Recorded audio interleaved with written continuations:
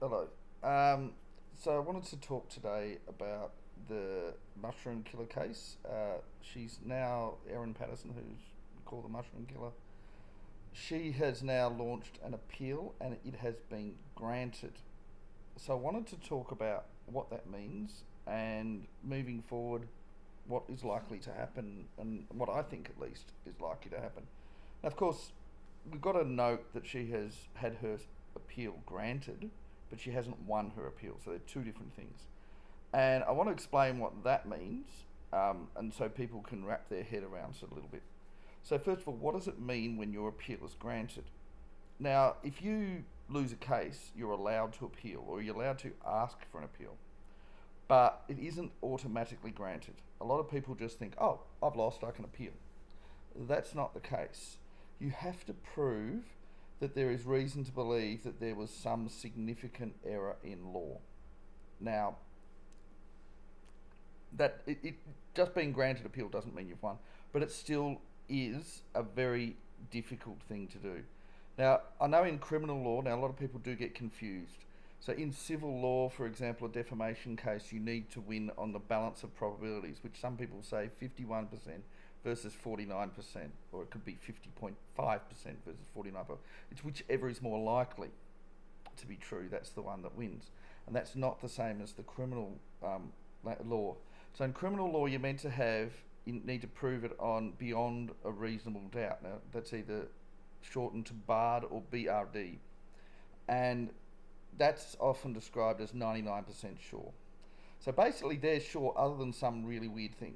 And you need to have that level of certainty in order to win a criminal case. So that's what the jury are instructed. Juries sometimes get it wrong, in fact, quite a lot.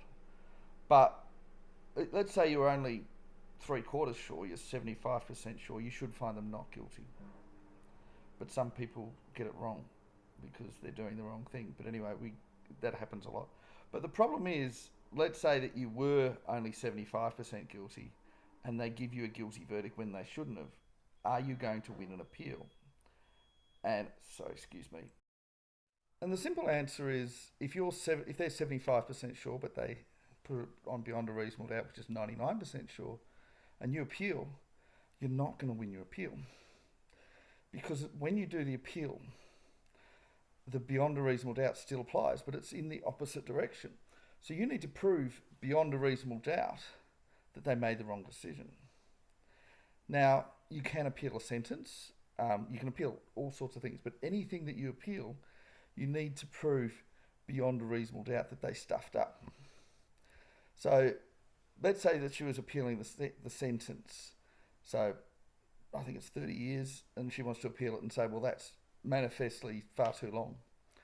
Now, it was 3 murders and 1 attempted murder. Now, murder is 20 years to life. So they have 60 years to 3 lots of life. Plus then attempted murder, I think it's around 5 to 10 years. So it's not manifestly too much. So she's not going to win an appeal on sentence. So that's not going to happen. Although, interestingly, the prosecution are appealing that the sentence is too light. They want life without a possibility of parole. So they think 30 years is too little. She's 50 already. She would be 80 by the time that she's eligible for parole. Now, she could be dead by 80. She was a bit overweight. She might not be able to survive that long. But if she does survive, she's only going to have a few years left, you'd think. So that appeal seems a bit silly to me in a lot of ways, but it's more symbolic perhaps. Could that be granted? So they're only appealing sentence, and they're basically saying, well, murder is 20 years to life, should have been 60 years minimum.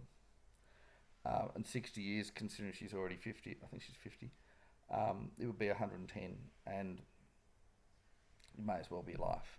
So, and I think that has some merit, but that's assuming that the appeals judge say that this is actually on the high end. Because they also have the option of applying the sentence concurrently. And so what that means essentially is that you can have 3 lots of 20 years, but the total is 20 years because you serve all 20 years at the same time. And the fact that this was one crime, which cost 3 lives and had one attempted murder, which he was in a coma and he had a lot of damage. You could argue that the total sentence should be 20 years to life, and that it shouldn't be applied to on top of each other. So there's no guarantee that the prosecution would win. As for what I think, when I've seen concurrent sentences applied, it usually is when it's all one crime, and I think that's the case here. It was one meal. It wasn't, I mean, if you have people get shot with a gun or stabbed, they're separate incidents. But if you have one person run over 3 people at once, it's one incident. So you do normally get concurrent sentences when it's one incident. And I think that 30 years was potentially even a little bit on the high side. I think, and even though it is 20 years minimum, it isn't always, there are exceptions to that. And I think if there's some doubt about that it was aimed to kill, then it could have been a lower level. And I think that it is potentially the case here because there was no motive and all that. So I think realistically, I was expecting more like 10 to 15 years. I think 30 is a bit on the extreme side. So I think the chances of prosecution winning that appeal are pretty unlikely. However, I don't think the prosecution appeal will be heard until they finish with her appeal.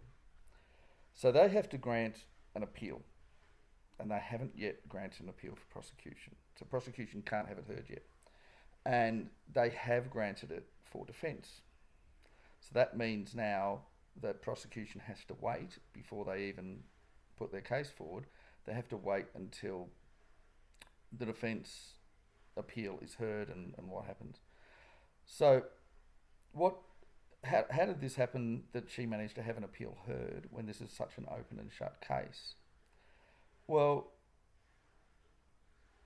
the people that were handling whether or not to handle it must have felt that it was not an open and shut case. Now, it hasn't been displayed in the media what all the details are, and so I'm limited with what I know of the case. But I do know that at least one of the claims was that she said she had no motive, and that's a factor. Now, technically speaking, you don't need a motive in order to prove murder. However, in practice you do, except for random killings. So, for example, we had a case a little while ago where someone was randomly driving their car around Melbourne CBD, hitting people that they didn't know. There's no motive for them to kill that individual person. So there's no motive. And you can still get a conviction. And they're probably going to get a conviction for those. I'd be shocked if they didn't. And it's similarly someone just stabbing random strangers, and there was a woman that recently stabbed another woman and she didn't know her. So when you don't know them and when it's spur of the moment, you don't need a motive. But this was not random. It was not spur of the moment. This was a meal that was cooked. So you need to have, assuming that she was guilty, she was found guilty, the jury accepted that she had planned this, that she put the mushrooms, the death cap mushrooms, which are actually toadstools, she put them into the dish on purpose, and the dish is not a simple one. Beef Wellington is very complicated. I've cooked it twice myself. It took me about 3 or 4 hours. Now, it's supposed to take you an hour and a half or something, but goodness me, she'd have to be a very good cook to do it first time that quickly. Maybe she is that good, but she didn't claim to be. I'm not saying I'm the best cook in the world, but it's not easy to do. It's not easy to do first time really well. And of course, then you have the dehydrating. Now, if she put the dehydrating, that's months. So you're talking about months of planning, and then on the day, hours of cooking, and and then they're talking about making separate beef Wellingtons.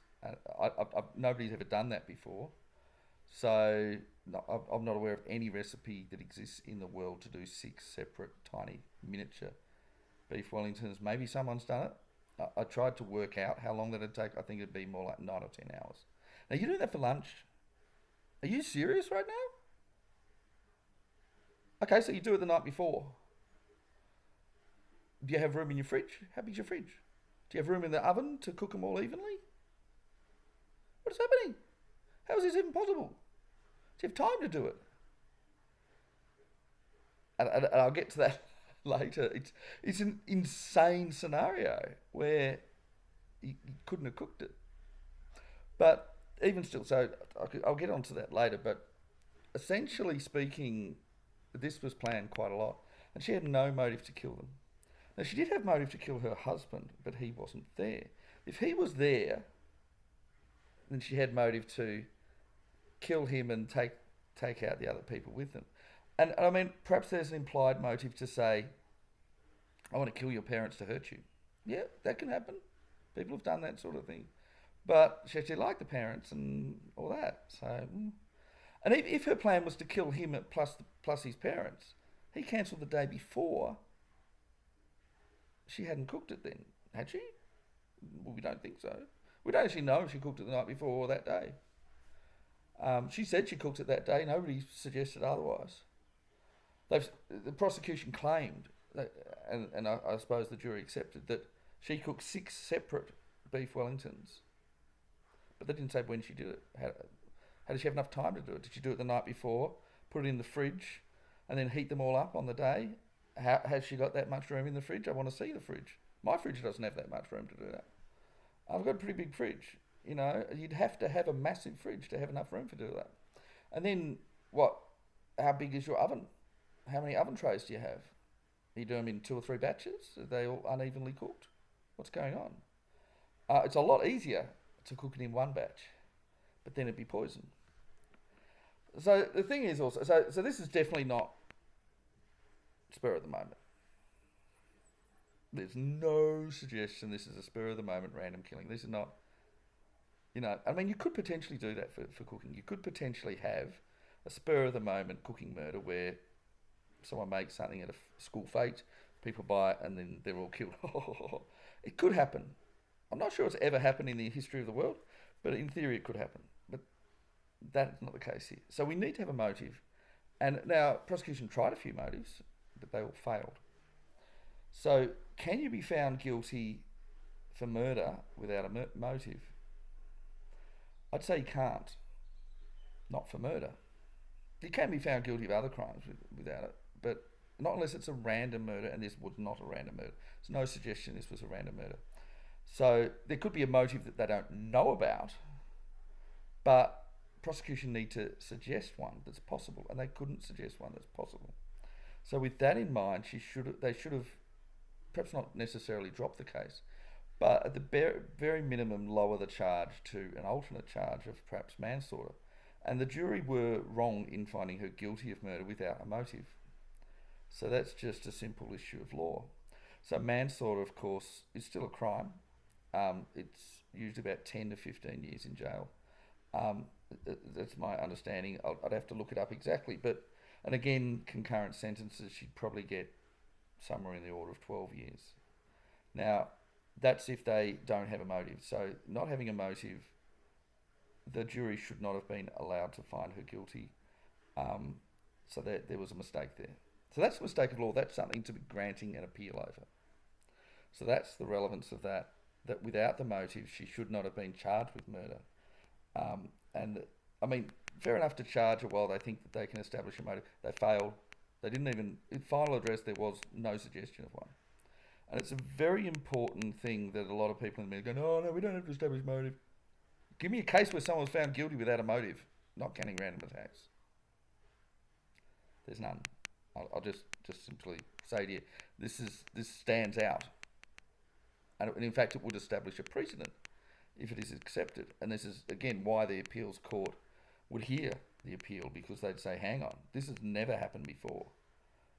If you don't have a motive, and it's not random, it has planning, there's no motive, not even one suggested by the prosecution. So if the prosecution suggested a motive and then the jury said, oh, okay, we can accept that, you got a motive. And the prosecution were, at one stage, suggesting a motive along the lines of, that she wanted to kill her husband and wanted to hurt him by hurting his parents, but then they dropped that. So when they dropped that, they should have dropped it down to manslaughter. So that's one grounds for appeal. Now, it wouldn't be directly an appeal on sentence, but it would have the effect of changing the sentence. Now, if she wins on that one, and only that one, then what would happen is that the appeals judges would assess what a reasonable penalty for manslaughter would be. It'd still be 3 counts of manslaughter and 1 of attempted manslaughter. It dropped from attempted murder to attempted manslaughter. Now, I think as it's one incident, it would be fair to have it concurrent sentences. So you wouldn't need to have them added to each other because it was all in one act, which was the act of cooking the food. So if that's the case, I think that her sentence would drop to around 12 years. So that's one grounds for appeal, and I think that's why the appeal is going to be heard. But then there are other ones, and she's actually asking for a retrial. Now, she's not asking to have her conviction thrown out, but she's asking for a retrial. So I've sort of looked at this. So if the case was simply about the lack of motive, then it would drop it from murder to manslaughter. You can still be found guilty of manslaughter. Although then you'd also have the argument, you'd say, well, I don't have a motive, therefore it couldn't have been anything. So let's establish some facts that are undisputed. I'm not talking about what the jury decided. I'm talking about what was proven for 100%. So the meal she cooked killed 3 people and seriously hurt another. Okay, so it's a simple fact. She did use death cap mushrooms. That's a simple fact. So those 2 are simple facts that they did die as a result of the death cap mushrooms that she cooked. So there's no doubt about that. So we're not trying to work out whether or not she's the one that cooked it, because we know that she did. We're not trying to work out if it was death cap mushrooms that cooked them, because it was. And she also dehydrated them, and it was from the dehydrator, and that was at least 3 months earlier. I'm not exactly sure of the times. We know that for a fact. And I know the prosecution talks about lies. That's not actually relevant. It could be relevant indirectly, and a lot of murder cases are a bit indirectly and all that. But you can find her that she lied about different things without needing to find her guilty of the actual crimes, because, I mean, maybe she could be charged with perverting the course of justice and all that kind of thing, but there were no charges for that. Now, they could raise them separately, but they haven't, and they found her an unreliable witness. Like, we could say, yeah, okay, so she lied about, well, she definitely changed her mobile phones. She definitely took the dehydrator to the tip. And I'm going to say it's pretty close to certain that she did not get the mushrooms, the death cap mushrooms, from some shop. Because she said Woolworths at one point, then she said some Chinese grocer. I reckon she picked them herself. And because we know, like, that she then said, oh, well, I was foraging, and then she's looking at locations of death cap mushrooms. So I think we can say beyond a reasonable doubt, not absolute certainty, but beyond a reasonable doubt, and it's sort of marginal whether this is 99% or maybe just 90% sure, that she picked the death cap mushrooms, knowing that they were death cap mushrooms, and put them in. Now you might say, okay, if she picked the death cap mushrooms and knew that they were death cap mushrooms, she's guilty. But she's not. That's not enough. You might say, well, why not? Well, death cap mushrooms, not everyone knows that they're actually poisonous. Did you know that? I mean, they got mushroom on the end of the title. They are a toadstool, which means poisonous. They're not death cap toadstools, they're death cap mushrooms. Not everyone knows that they're poisonous. And she could have an argument that she picked them and put them in thinking they'd add flavour, not realising that they were poisonous. Now, it wasn't actually argued by defence, I'll just say, but that kind of doesn't matter. A lot of people accidentally eat death cap mushrooms. A lot of people pick them and eat them. Now, granted, then you say, well, but she found them on a website. But I want to introduce another line of defence that also wasn't argued in court, which is that there is significant animosity between Erin and her husband, and I don't believe they're divorced yet, so they're separated. And there were suggestions at a different point that the prosecution were going to try to charge her with, I think, 3 lots of attempted murder against him before the lunch. And so if he'd been the one that was murdered, there was definitely motive. And there probably was the other way too. Now, they're in a part of the country where people tend to leave their doors open. Anyone at any point could have put death cap mushrooms in her fridge or in her cabinet. She wouldn't know the difference. She might have had some mushrooms there. Somebody could have just mixed them up. She might have put some in a dehydrator and whoever it was threw some death cap mushrooms in there. Now, who would do such a thing and why? Well, her husband had massive motive, massive opportunity. He, even if she wasn't leaving a door open and when she was going out and for him to sneak in, he would come in to see his kids because his kids lived with Erin. And he would have come in, if he wanted to kill her and make it look like an accident, he could have just swapped out the mushrooms for death caps. The best way to do that would be to just say, oh, look, and she's got a messy kitchen. She seems like a very messy person. Put in some death cap mushrooms into her dehydrator. She wouldn't have noticed, and then just left. And if he did it 3 or 4 months earlier, there's no lunch at that point. There's no lunch with his parents. So he could have done it assuming that she would cook the mushrooms for herself. And now we heard in court that her kids, or his kids, their kids, don't like mushrooms. So he could have reasonably assumed that she would cook the mushrooms, the death cap mushrooms, for herself and kill herself. And then the inquiry would find that it was an accident. Now that line of argument wasn't suggested by defence, it wasn't tested in court. And he can't be found guilty now, by the way. So if he did that, he's gotten away with it. He can't be now. They can't charge him for the same crime that they've charged her. The prosecution wouldn't be able to justify it. It's even if, like, maybe there's some way they could do it if he completely confessed. Or there was certain definite evidence, but I don't think there's any way that we could today find him guilty. However, that doesn't mean he didn't do it. And there's numbers, huge numbers of cases where there was a crime, prosecution charged the wrong person and found the wrong person guilty. Somebody else did it. The other person can't be tried. Or maybe they can be, but it's not the same scenario. So he had motive, he had opportunity to do it. If his motive was to kill her, he wouldn't want to kill his parents just to frame her. Although obviously, if that's the result, then that's good for him. But not good at losing his parents. Maybe he felt like, oh, well, they're old anyway, who cares? But I really don't think he had the motive to kill his parents. But he did have the motive to kill her. Then he'd get custody of his kids. Doesn't have to deal with whatever nonsense she's doing all the time. Clearly didn't like her. Clearly hated her guts. Wanted her dead. And he knew that his kids were not going to get it because they don't eat mushrooms. Just a minute. So the fact that this wasn't tested is an issue because there is a possibility that somebody else put the mushrooms there. Now, yes, she picked mushrooms or bought them or whatever, put them in the dehydrator and then cooked them.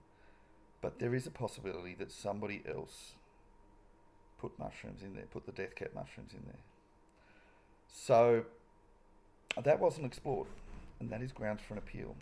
The fact that it wasn't explored. Now, if that had been explored and the jury had found, oh no, beyond a reasonable doubt, that couldn't possibly be true, they couldn't argue that. But they absolutely could in an appeal. They could say, hey, hang on, we never even looked at that. The possibility that he was aiming to kill her. Because let's just imagine that had happened.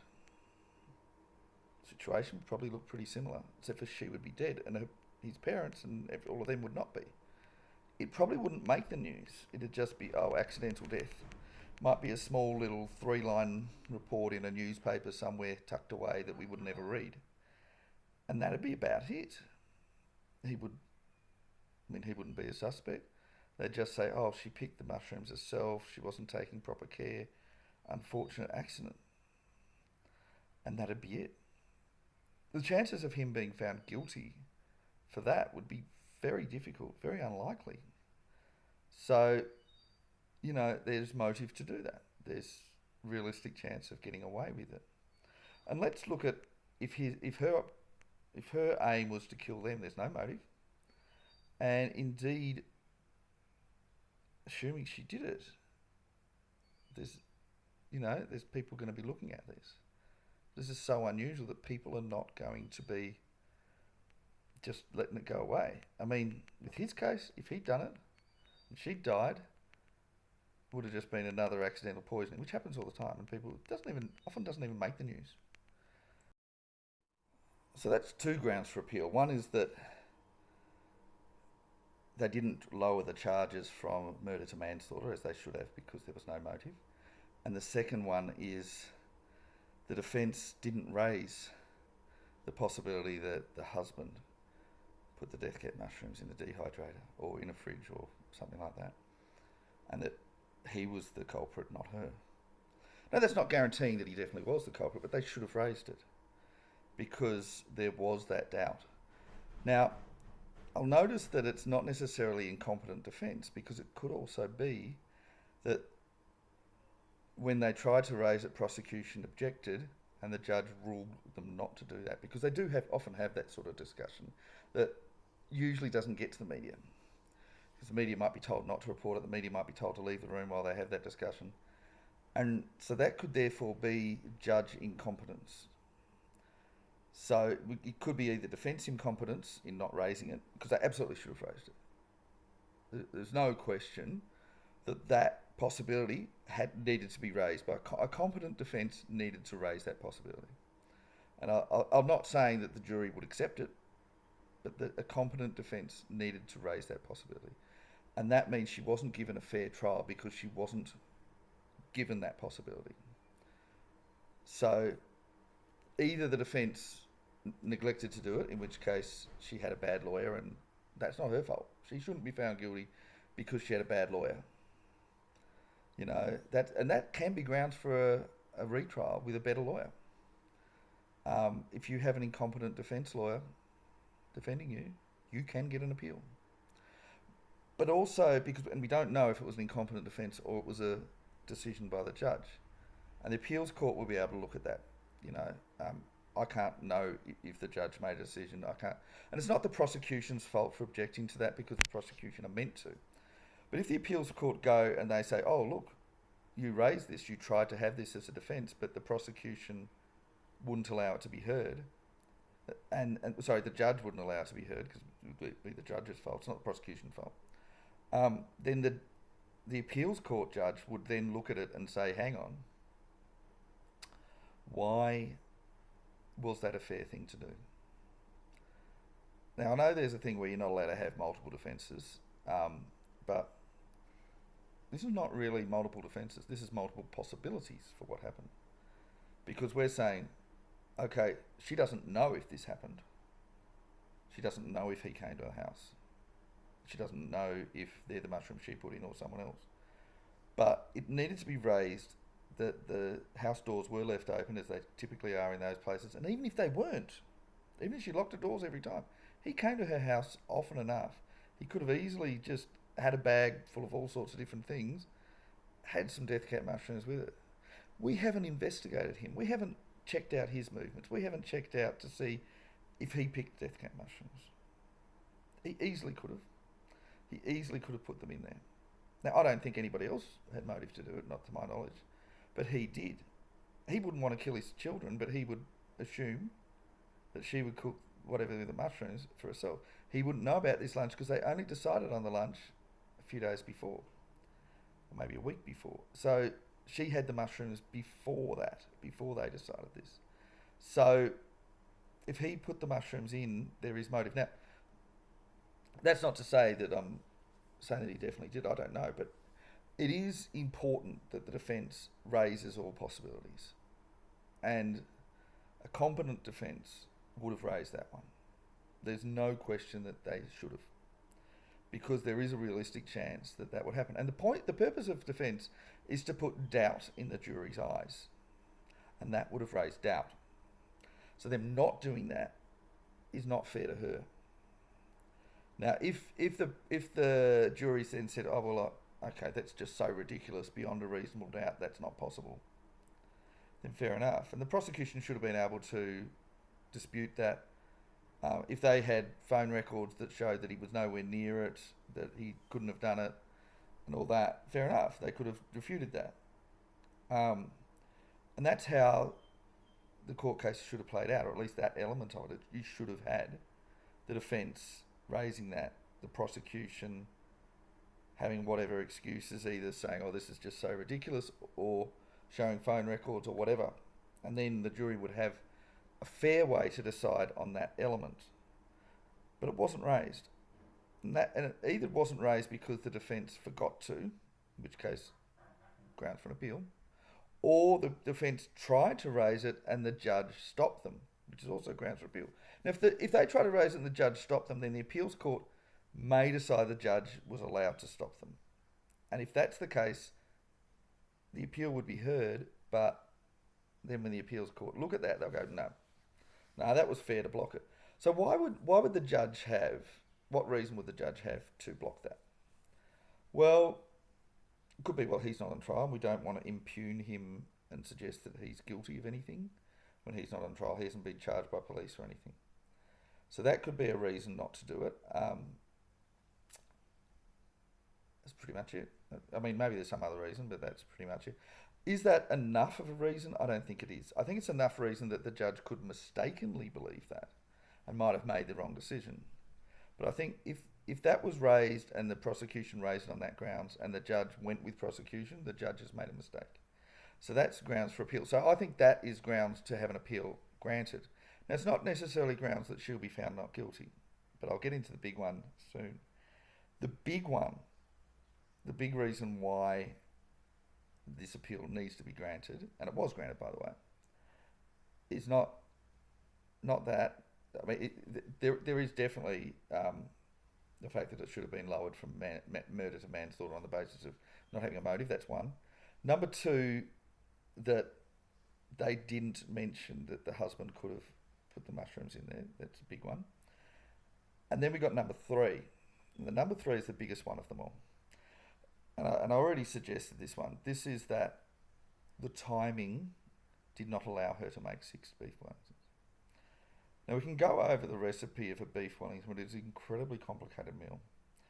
And it is suggested it takes about an hour and a half. Now she is not someone that had unlimited time. She had children to look after. So the time frame that she had to make the meal would have been from about 9 a.m. until the guests arrive at about 11:30. That's 2.5 hours. That's enough time to make a beef Wellington. 2.5 hours is enough time to make a beef Wellington. Now, I don't know if that's the exact times. Maybe she had 3.5 hours. Okay. Let's assume she had 3.5 hours. They're having a late lunch and they arrive and she just finished cooking, as opposed to cooking and then they arrive soon afterwards. So most people would usually finish cooking and then people arrive. But okay, so she's got preparation, she's done the whole thing, wrapped everything up, because you've got to wrap prosciutto around it or bacon or something, and then, it's very complicated, very hard to get it to cook evenly, all that kind of stuff. I mean, when I did a basic beef Wellington, I don't eat mushrooms, so I didn't have mushrooms in it, but it took me about 3 or 4 hours the first time I did it. Actually, both times. It's a very, very hard meal to make. It's not just something you just casually whip up. Of course, I don't know her cooking skills compared to mine, or how good her equipment is and all that sort of stuff. If she's an average cook, I would say that it would be challenging to get it done between breakfast and lunch. It's a big deal to do a meal like that for lunch. If this was for dinner, yeah, fair enough. I mean, you'd start cooking at 2. Or you'd start the preparation at 2. You've got 4 people coming over. Well, you think your husband's going to be there, they'd make 5. That's a big lot for you to be dealing with by yourself. This is a 2-person meal usually, so she's doing that by herself. But for dinner, you could manage it. For lunch, I think it's very optimistic to do it. I would never cook a beef Wellington for someone for lunch. I think that is insanely complicated for lunch. For lunch, you give people a salad. For lunch, you might give them a little snack or something. This is a dinner meal. This is not. This is a tea meal. This is not a lunch meal, let alone for 6 people. This is a fancy lunch. This is something that you don't have enough time to do on the day. So if I was doing this is if I was doing it, and if I was cooking it by myself, I would know that I wouldn't be able to do it in the period before lunch. So I would probably prepare it the night before, have everything ready, put it in the fridge, and then, maybe 10 o'clock or so, I put it in. Now you can do that if you're doing a single beef Wellington. If you're doing 6 individual ones, I've tried to work this out, how you could do it. And time wise, I mean, if you cooked it the previous day, it'd basically take all day to do all 6. And then if you're then doing it, do you have enough room in the fridge? I don't. You'd have to have an especially big fridge. Do 6 separate ones. And remember, you've got to keep them separate. And you've got to have one of them, you've got to mark in some very specific way that that's the one that's not poisoned. You've got to keep that one completely separate. And you don't want to have any of the poisoned ones contaminate the rest of your food in the fridge or anything else. So you want to have them wrapped up and everything like that, and be very careful with them. And then you put them all in the oven the next day. Now, do you want to put the 5 poison ones in the oven at the same time as the safe one? I wouldn't. That'd be risk that the air would just float out and poison them. And death mushrooms can kill with very small amounts. So I would want to do 5 and then separately do 1. So if you're going to do that, maybe you put the 5 in the oven and you'd reheat your own one in the microwave. Although then your one would taste pretty awful compared to theirs. But so forth. So you'd do that. It'd look completely different to theirs. Wouldn't even, because you'd be in the microwave, it'd be soggy, unless you've got a separate, maybe you have a separate toaster oven. We've got one. So maybe you could use the separate toaster oven and then put 5 in the oven. But 5 in the oven, you're going to have a massive oven, much bigger than ours. It has to be 3. Ours would fit 2. Ours would fit 2 little ones. You wouldn't fit 5. Even my mother-in-law's got a massive one. She could fit 3. Unless you're doing 3 and then you've got another plate on the top. Look, you could potentially do it, but it's difficult. It is, and you wouldn't be able to do it on the day. Now, then we've got to realise she's never cooked this before. She was following a recipe, and the recipe is not one for 6 separate ones. In fact, there is no recipe for 6 separate ones. It doesn't exist. So she has to... Now, look, don't get me wrong. I've changed recipes that I've got out of books. I've gone, oh, this needs a bit more of this. And you do that. Like, when you take a recipe, you change it. But your first time cooking it, you'll usually do it pretty much exactly as it is in the recipe. Now, if she's changed it's got a dehydrated mushrooms instead of just natural ones. Okay, that's a change. I changed that. I didn't have mushrooms because I don't eat mushrooms. And that's a change you'd make. Fair enough. But would you do it such a big change as to have 6 separate ones? I think that's something you'd do after 10 times cooking it. After you've cooked it 10 times, you might be confident enough to make that bigger change. Because you've got to note, there is no recipe for that. There's no recipe that exists in any cookbook anywhere for that. So she'd be making her own recipe of something she's never cooked before. And even if you're a professional chef, that's complicated, that's difficult. I don't think anyone's ever going to do it. I watch quite a lot of cooking shows, and they do have people that they say, oh, look, we always cook it in this way. This time we're going to cook them in separate little ones. And they'll do that because they've cooked it 10 times before in the proper way. So they can then advance it to that. She's cooking it for the first time, and she's not a professional chef. She doesn't seem like she's probably a very good cook. You're not going to do it. And she said she cooked it all in one batch. But she didn't have 6 separate ones. And this is the thing. I have seen court cases like these, criminal ones, where they have some material fact in doubt. And they will routinely bring the whole court system, lawyers, judge, jury, everybody, to the house and do a day of them trying to recreate it. So you would probably not have her do it. You'd hire neutral professional chefs. I would hire probably 2 professional chefs, and I'd get them to try to do it with 6 separate ones, and you're going to have one poison. Now, it's not. I wouldn't have it actually poisoned. I'd just have it pretend to be poisoned, and I would have them try to do that between 9:30 and 12. And then on top of that, if they can't do that, I'll then come there for a second day and have them cook it the night before, and then in front of everyone try to reheat it between that time, using the fridge that she had, using the oven that she had. Now, they should have had that demonstration. There's no doubt that they should have. They didn't. And again, we've got the issue of, was the defence incompetent by not asking for that? Or was the judge unfair by not allowing it? And we don't know. But what we do know is that we should have had that. So instead of having that, the prosecution asserted that she cooked 6 separate beef Wellingtons. And the jury were told that she had cooked 6 beef Wellingtons, even though that was never established fact. And it wasn't beyond a reasonable doubt she definitely did. It was more that in order for her to have deliberately poisoned them, she needed to. So the fact that that was essentially accepted as fact by the judge in instructions to the jury, even if, well, there's 2 things. There's one, is that the defence should have been allowed to do a demonstration, probably even 2. One for doing it on the day with the lunch, and one for doing it the night before and then reheating it. And that should have been in front of the jury, in front of all the lawyers, everything like that. And that was either incompetence by the defence by not saying it, or mistake by the judge in not allowing it.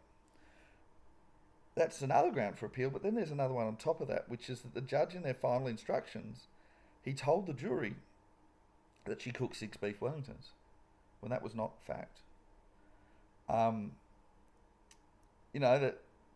was the only surviving witness that he said, oh, well, she had one type of plate for her and different ones for the others, but she said, oh, no, I don't have matching plates.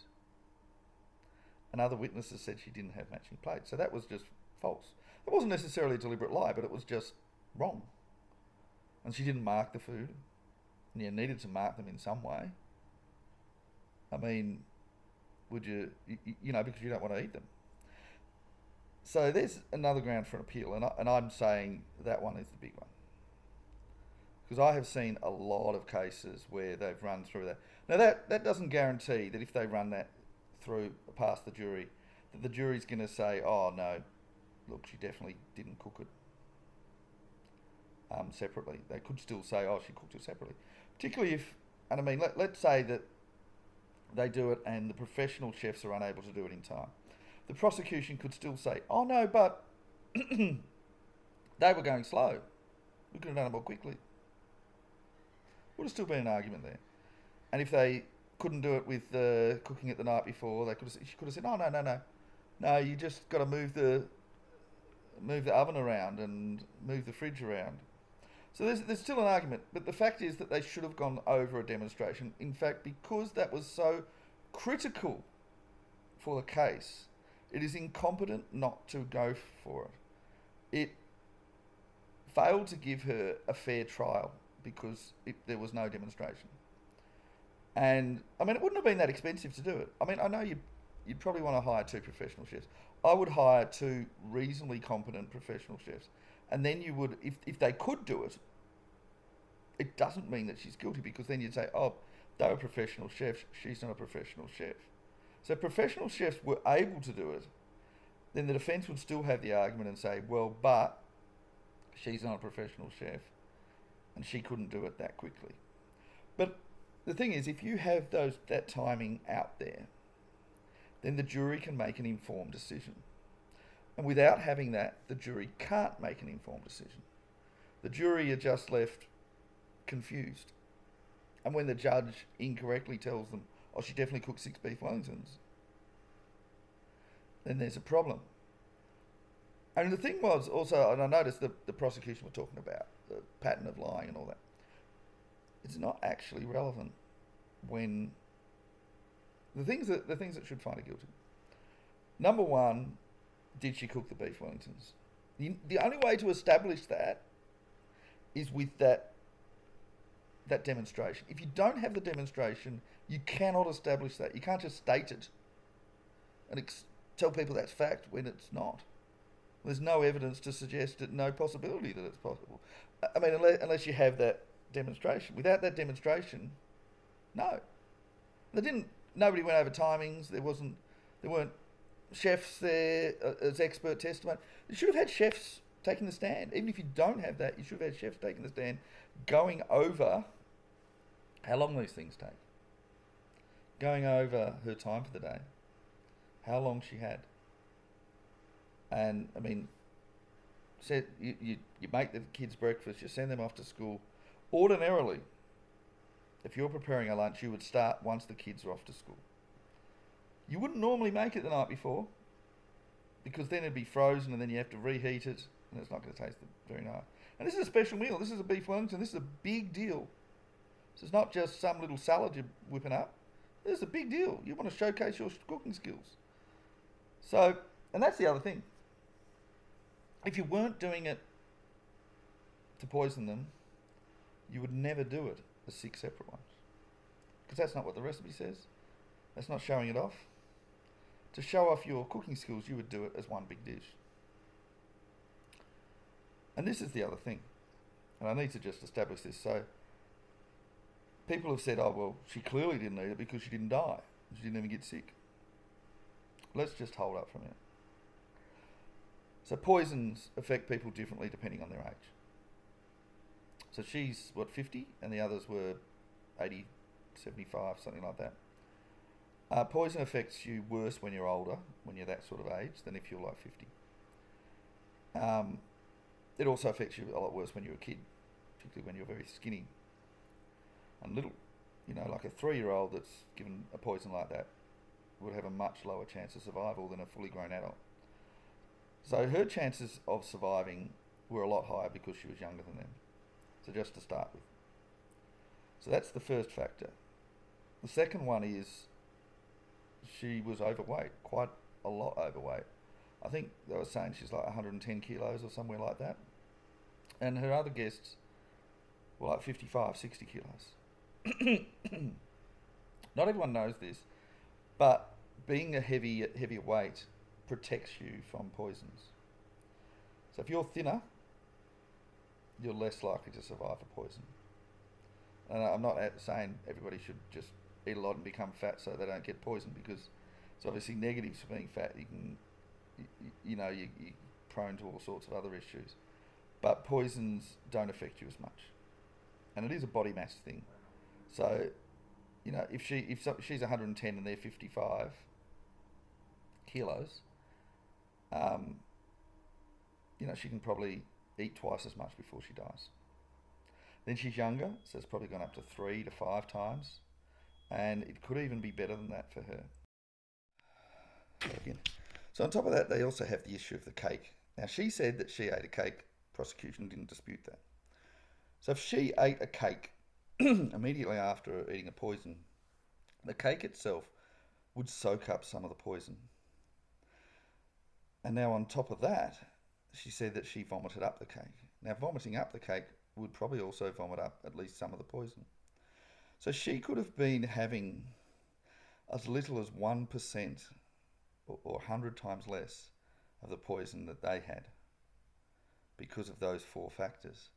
Now, on top of that, poisons can be a bit random how they affect people.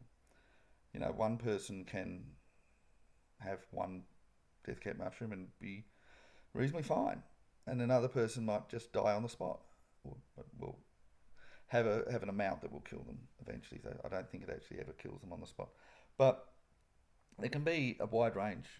And the other thing is also, with the way that a beef Wellington works, it's not really very evenly distributed. Now, again, I'm not the world's expert. I've only cooked it twice, and I didn't put mushrooms in it. But things are not evenly distributed. That's what makes it so difficult to cook. That's one of the things. It's so hard to cook. I don't know that I'll ever try again. I watched a cooking show and they made it seem so, well, they didn't make it seem easy, but it looked nice. I thought I could manage it. First time, bit of a disaster. Second time, I tried really hard, still couldn't do it. And here's the thing: if you cook beef Wellington, bits will be hotter than others, and it's very hard to get it even. And the ingredients, if you're putting mushrooms in it, they might be clumped up in one end or the other, or in the middle, and there'll be more there and less there, and all that kind of thing. And that's also the case if you do cook them separately. You're not going to get an even distribution. So, and that's why three died and one didn't. I mean, it might have been his immune system a little bit, but he also probably didn't get as much of the death cap mushrooms. So it is quite possible, and I mean, we've already got the 4 factors for why she probably wasn't as affected as them. But we also have the fact that there's a random element. Now, again, is that an avenue for an appeal? Maybe, but it was actually mentioned, so it's probably not. It was mentioned, but the jury kind of ignored it because the prosecution said, hey, no, that's not relevant because she didn't eat it. And that's not fair because it should have been relevant. So again, judge's remarks should have said, well, she could have actually eaten it. And it didn't. So maybe a grounds for an appeal there, but probably not quite as strong as the others. But the thing is, she could have eaten it. But the important thing of the cake is actually, when you think about it really, the important part of it is that if she did eat it, she could still be guilty of murder. Because what if she ate it and was planning it as a murder-suicide? She ate it, she wanted them to die, and she wanted to die with them. And then the suicide part failed. Still guilty. Or what if she did it as a negligence manslaughter thing, and by pure chance she didn't die? And then also, what if the cake bit, particularly the vomiting it up afterwards, was done on purpose to purge herself of the poison? She could still be found guilty. And so, I've been talking about how an appeal should be granted, and it was granted. Now, when the appeals court judges are looking at this, so they have essentially 3 options. So, okay, it's granted, but now they're looking at one of 3 possibilities for what they do in the appeal. Now, she's asked for a retrial, so that's one of their options anyway. The 3 options: one is to dismiss the appeal, one is to grant a retrial, and the third one is to find her not guilty. So, looking at that evidence, which one is the most likely and why? So, for them to dismiss the appeal, they need to, well, firstly, there were the 2 elements where the defence should have raised them. So, if the defence didn't raise them, then they should grant an appeal on the basis, for either of them, let alone both, the appeals court justice should grant an appeal on the basis that she had incompetent representation. However, if the defence did try to raise them, we don't know either way at this stage, and the judge blocked it, then the appeals court has to look at why the judge blocked it and whether it was reasonable. Now, it is possible that the appeals court will say, no, look, you can't actually be arguing that the husband did it because it's not fair on him, and you can't actually have them go over it because we don't need to, because we've already got witnesses that are surviving, or something like that. And in that case, they could dismiss those 2 grounds. Now, if they've dismissed those 2 grounds, then they're still left with the lack of motive and her being murder, and that going down to manslaughter. So if that's the case, then what they could do is they could reassess it and give her, I'm going to suggest 12 years instead of 30. So if they dismiss those 2 grounds, I think that that's probably what they will do. Now, If they accept those grounds, can they dismiss the case entirely and find it not guilty? I mean, the thing is, if they did a retrial, that's the alternative. I don't think it can be heard in Australia. So at this stage, everyone in Australia has heard it. So we do have the option of having it heard in, I think, in Fiji, Nauru, possibly Cook Islands, Vanuatu, somewhere like that. And they don't like doing it, but I believe we can organise it, and they could hear it because everyone in Australia has heard it already. And I think there were enough breaches that we can suggest the jury probably were being manipulated by the media. So a retrial will have to be heard overseas, which becomes very expensive. And for a full retrial, we could be caught talking about a few $1,000,000. Is that worth it to do this? And that's the thing that they will be considering. Is it worth it to do it? So if they consider, if the judges consider those, now I'm not going to consider the murder manslaughter one, but the two where they should have mentioned them. So that's the possibility the husband planted the mushrooms, that's the first one. And the second one is the lack of them doing a walkthrough with cooking the meal. So I think that the judges may well decide, in the interest of the costs of doing a retrial and having to do it overseas, which I think they will have to do, can they then make a decision on their own? Now, I don't think they can find her guilty on their own. If they're granting an appeal, I don't think because the appeals court can find people guilty. But I don't think they can with that, because firstly you've changed it from murder to manslaughter, and they're going to have to do that. And secondly, I think with those two issues, they make such a big difference. I mean, let's just be fair. Let's look back at the case. If we assume that, well, let's go back in time. They actually do the whole line of argument where the husband could have done it, and we have all those arguments. If nothing else is different, and then you say, hang on, so she didn't pick the up mushrooms. Is that beyond a reasonable doubt? Is it beyond a reasonable doubt? I think there's doubt. That introduces significant doubt. Would the jury still find her guilty in spite of that? Only if they're focusing on the media and getting the wrong decision. So, and that's also another grounds for appeal, by the way, that the chances that the media influenced the decision and that the jury were listening to the media. And I think there's multiple breaches by media outlets and by jury members that suggest that did happen. So, with that basis, I think that I think it was a mistake to hear it in rural Victoria, particularly so close to where it happened. And I think that it should have been heard probably overseas in the first place.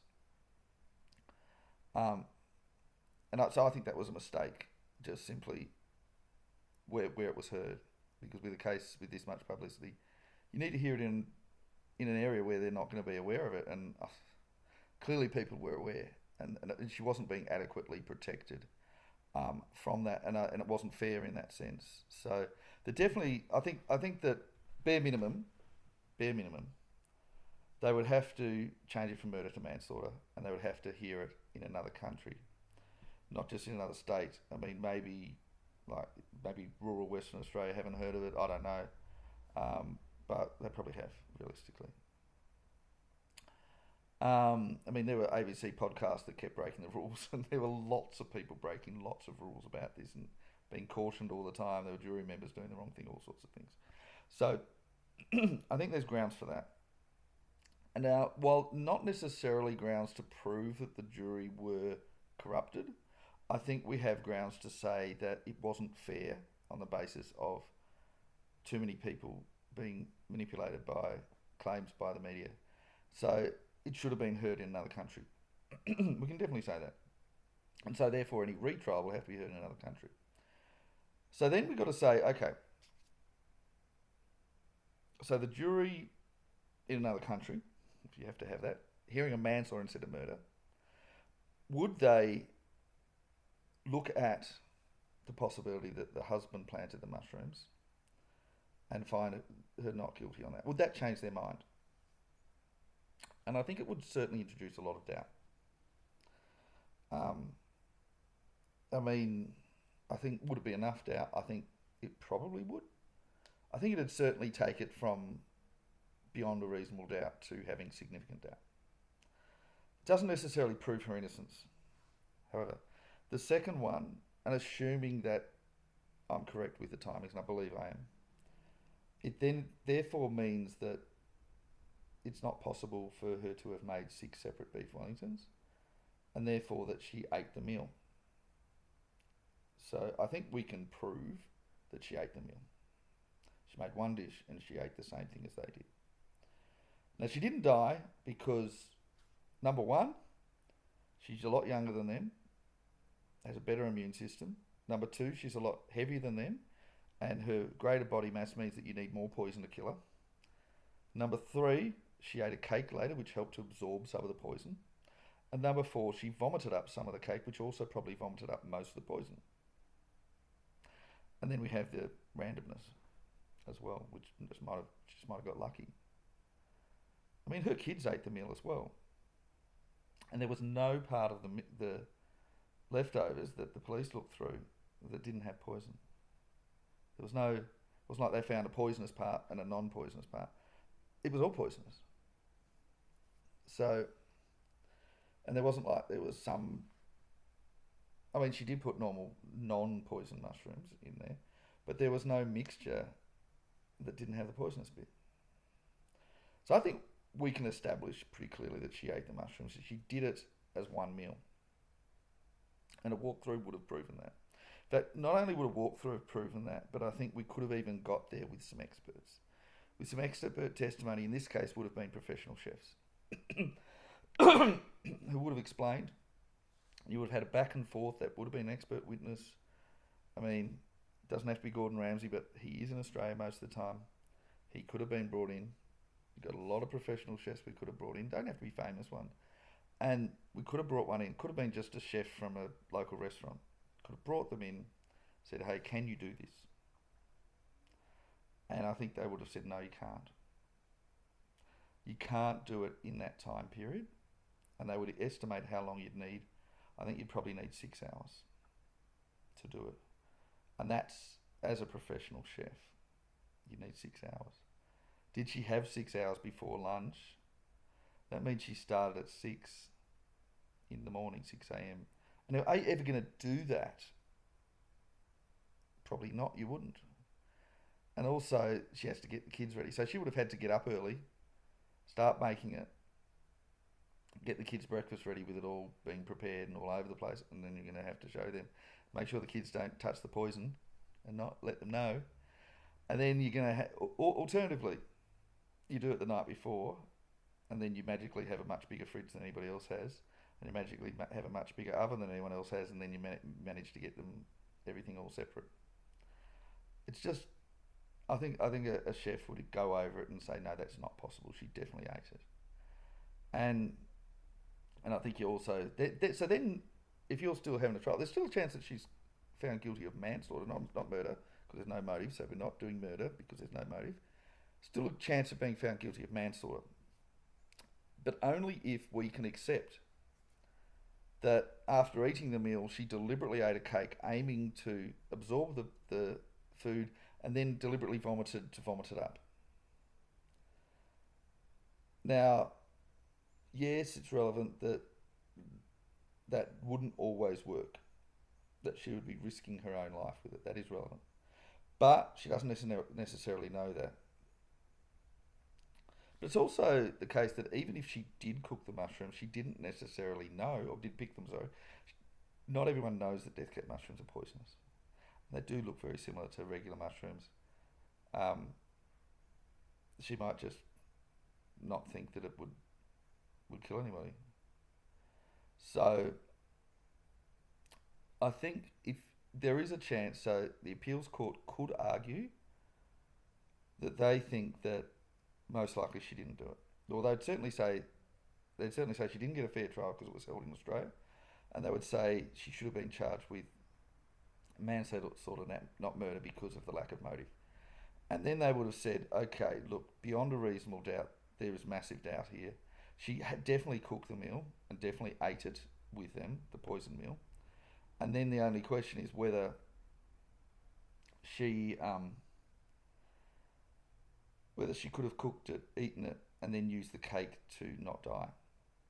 The prosecution didn't even argue that, and that's a pity. But so that'd be up to the appeals court to decide that, if that's what she did. If she did cook it, aiming to kill them, and aiming to eat the cake to survive.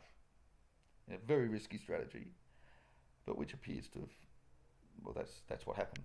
That she did survive, and she was largely unaffected. Although she said she had diarrhea.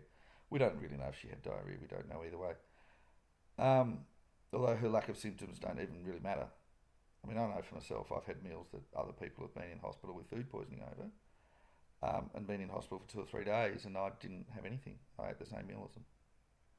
Everybody's different, and you know, I remember I had a friend that he decided that he would cook a roast in 45 minutes. Or was it 30 minutes? Might have been 30. And he just did it wrong.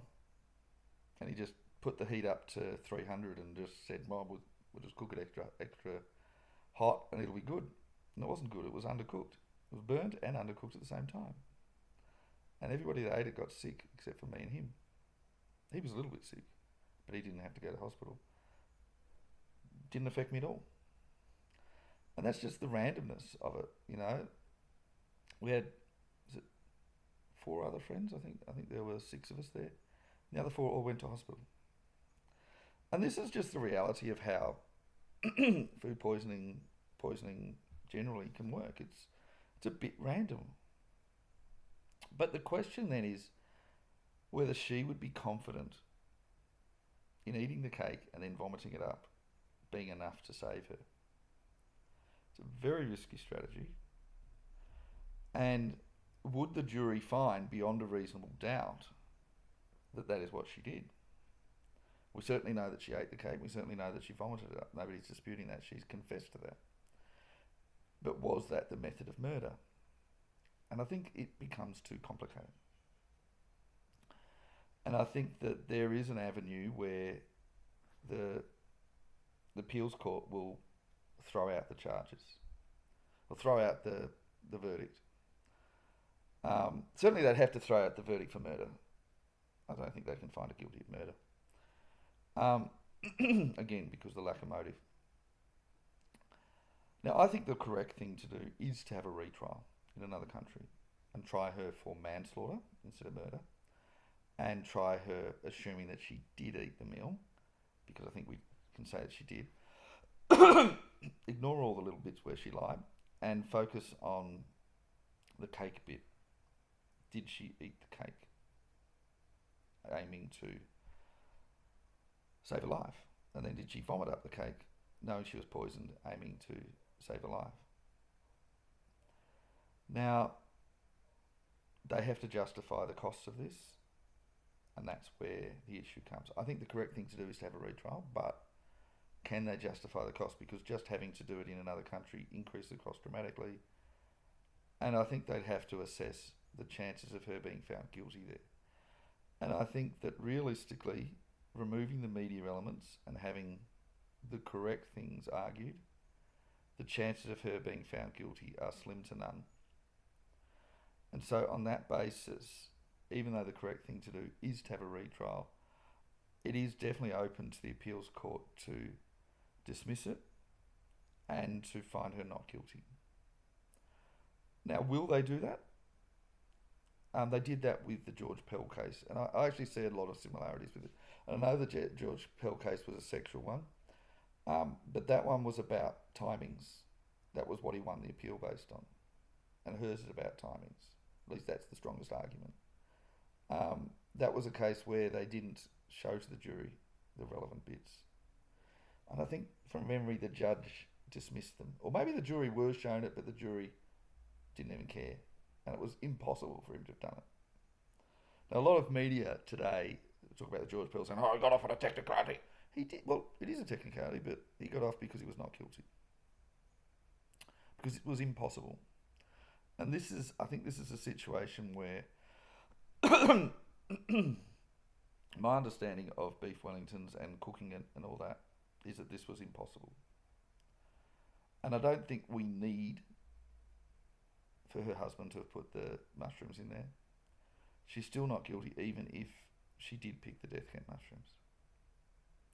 But it should actually be a choice of either she picked them or he picked them. It shouldn't be a choice of she picked them or she got them from a supermarket. So I think we can dismiss that supermarket one and say either him or her. Either she picked them or he picked them and sabotaged it, aiming to kill her. They should be the two choices there. But even if she did pick them, she still ate them. And then the other choice should be, did she eat the cake and then throw up the cake aiming to vomit up or soak up and then vomit up the poison? Because you need to establish that in order to establish manslaughter. And you can't have murder without motive. Not unless it's random, and this was not random. So we are removing that. She would be retried as manslaughter, not murder. Now, as for the chances of a prosecution appeal, I don't see any way that this is going to continue on as a murder case. I think it will be dropped to manslaughter. I mean, who knows? I'm probably missing some information because there's always some bits that aren't revealed to the public. But if it's reduced to manslaughter, as I think it will be, I think the prosecution case disappears and the prosecution's appeal for a higher sentence disappears, because once you have manslaughter, 30 years is excessive. So they can't appeal and ask for a higher one. I think 30 years is reasonable for a murder one where it was one action. It's potentially even a bit excessive. So she's not appealing on the sentence, by the way. But the other thing is also, just because, I mean, the fact that the appeal was granted, I think says that the prosecution's appeal is not going to be granted. I mean, they're probably going to see out the whole appeal first. But yeah, I think that she'll probably be found not guilty on appeal. There is a possibility that they will grant a retrial in Australia. I think it's unlikely to be in Victoria. There might be some remote part of Western Australia or something that have never heard of the case. Could be heard in New Zealand perhaps, or, you know, as I said before, Vanuatu, Nauru, New Caledonia, one of those countries, you know, that Australia are friends with, and we can offer them some money and food and whatever they need, and they could help us. But they've done that before and they don't like doing it, but they've done it, and I think they would do it again. Those countries do usually speak pretty good English. They can understand these things, but they don't get our news, so they probably wouldn't have heard of this case. So she could get a fair trial. Now, I guess the problem is also her house, I think it's been sold. So you wouldn't be able to re-go, through her kitchen and get it to be redone. But they could recreate a kitchen, but then that's more expensive. To recreate a kitchen, just to go over it, you're probably going to have a stage kitchen, and have some chefs go over it, and then have the jury go over with a stage kitchen that's made to represent hers. And I think that's what a retrial would have. So the retrial wouldn't go over the things they've already gone over. So essentially they'd say, instead of whether or not she picked them, they'd say it's a choice of her picking them or him picking them. And it's not a choice of her picking them and getting them from the supermarket. It's a choice of her picking them or him picking them. We'd focus on him. And then instead of it being all this stuff about her lying and all this and assuming that she cooked 6 beef Wellingtons, we would have the focus on the cooking, the timing, um, whether the fridge is big enough, whether the oven's big enough to do 6 separate ones, whether it's possible, how you do it, and have the actual demonstration. And that would be the main part of the retrial. And then you'd also have the cake and the vomiting. And I think you'd have to have a poison expert on the cake and the vomiting, and also on her weight and her age, and whether you could reasonably do that on purpose, thinking that that would save you.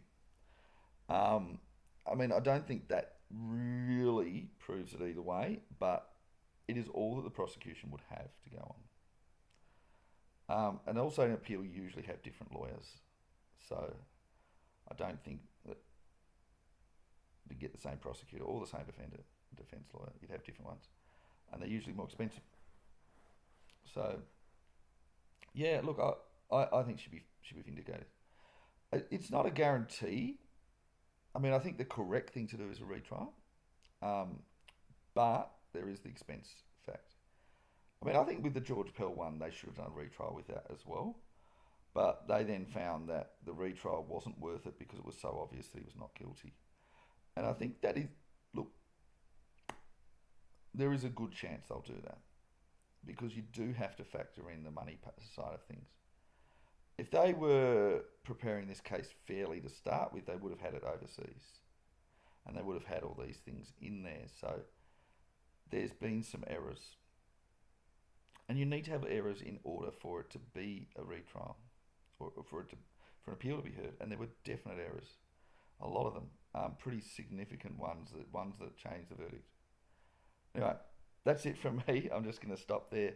I seem to be repeating myself a bit, but I think she's probably going to be vindicated and found not guilty on appeal.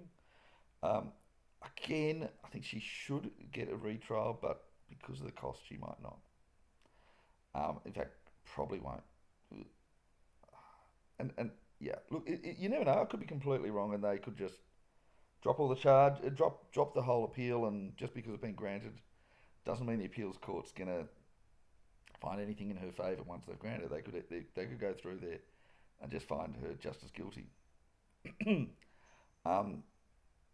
Is it possible that they will keep the murder charge? Yes, it is. I mean, until it happens, we don't know. And she can appeal that as well. I mean, if the appeals court finds against her then she can still go the next level. And I think that she could still get a drop back to manslaughter, even if they don't grant it. But look, it's a case that is a bit interesting. I was shocked when the verdict came through. I was like, what? They've had a bit guilty? Really? Because that didn't match the facts. And it still doesn't. So that's a problem. Yes, she lied about a lot of things. That you shouldn't be lying. If you're ever accused of things, don't lie. But that makes her guilty of different lying offences, and she potentially could be charged with some of them. I don't think they will, but guilty of different things about lying in investigation. People do get charged with them. They do get felt guilty of them. They can get months, even years in jail for them. But under the circumstances, I don't think they will. I hope that they do a retrial. I think that would be in the public interest, and that would be good. But the costs means that it's not a guarantee that it'll happen. I think it's pretty close to 50-50 whether it gets a retrial or a dismissal. I think most likely she will be found not guilty on the retrial. But it really does depend on the public interest angle, whether they can justify. Anyway, that's it from me. Bye-bye now.